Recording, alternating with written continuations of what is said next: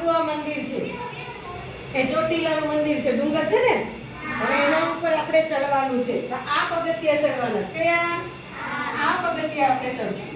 તો જોજો અહીંયા મેં હું લખ્યું?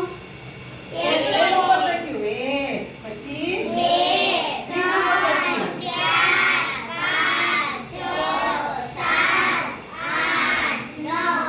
બરાબર.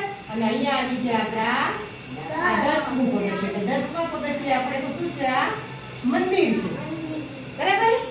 હે તો 1 2 3 4 5 6 7 8 9 તો 9 પગથિયા ચડ્યા. તો શું આપણે મંદિરના દર્શન કર્યા. હવે આપણે ડુંગર ઉપર તો નથી રહેવાતું, તો એના માટે શું કરશું?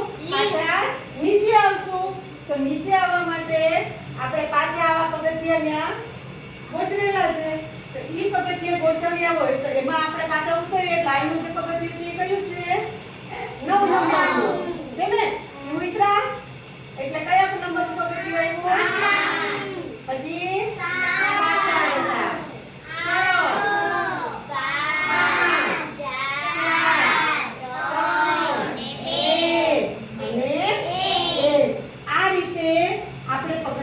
ઉતર્યા એટલે શું થયું? જો આ આપણે ચડ્યા એટલે 1 થી 9, પણ ઉતર્યા એટલે ઊંધું થઈ ગયું કે ભાઈ 9 8 7 6 5 4 3 2 1 એટલે જે છે ઈ ચડીએ છીએ અને પાછા 9 થી ઊંધા આવીએ તો ઉતરીએ છીએ.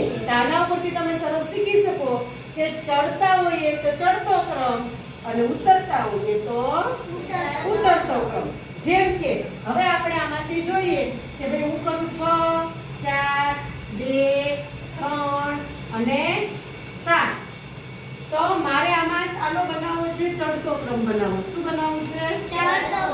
ચડતો ક્રમ બનાવવા માટે મારે આ રકમનો ઉપયોગ કરી અને ચડતો ક્રમ બનાવવો છે. તો કેવી રીતે બનાવશું ચડતો ક્રમ બનાવવા માટે? તો સૌથી પહેલા કઈ સંખ્યા આવે ચડતા ક્રમ માટે? નાની સંખ્યા આવે ને. આમાંથી નાની સંખ્યા કઈ છે? 2. તેના પર આપણે ગોળ કરીને શું લખશું? 2. હવે બીજી કઈ સંખ્યા વધી? 4. એમાંથી સૌથી નાની સંખ્યા કઈ છે? 3. તો આપણે એને પર ગોળ કરી દઈએ એટલે ભૂલ ન પડે. હવે આપણે 3 સંખ્યા વિશે જોવાનું. આ 3 સંખ્યામાં સૌથી નાની 4. ચાલો પછી 6 પછી 7. હવે આપણે ઉતરતો ક્રમ શીખવો છે. શું શીખવું છે? ઉતરતો. તો ઉતરતો ક્રમ આપણે શીખવો હોય તો આપણને ખબર છે ઉતરતા હતા તો પહેલા કઈ સંખ્યા આવી? મોટી સંખ્યા, બરાબર. તો હવે આમાં આપણે મોટી સંખ્યા કઈ લઈ શકશું? જુઓ જોઈએ. ચાલો હવે આમાંથી મોટી સંખ્યા ગોતો. 7. બરાબર. પછી 6 પછી 4 પછી 3 પછી 2. ચડતો ક્રમ ઉતરતો ક્રમ.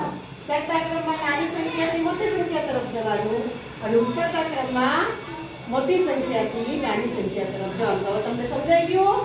હવે તમે જ્યારે પણ ચોટીલાનું ડુંગર જુઓ એટલે ખબર પડી જશે કે ચડવું અને ઉતરવું.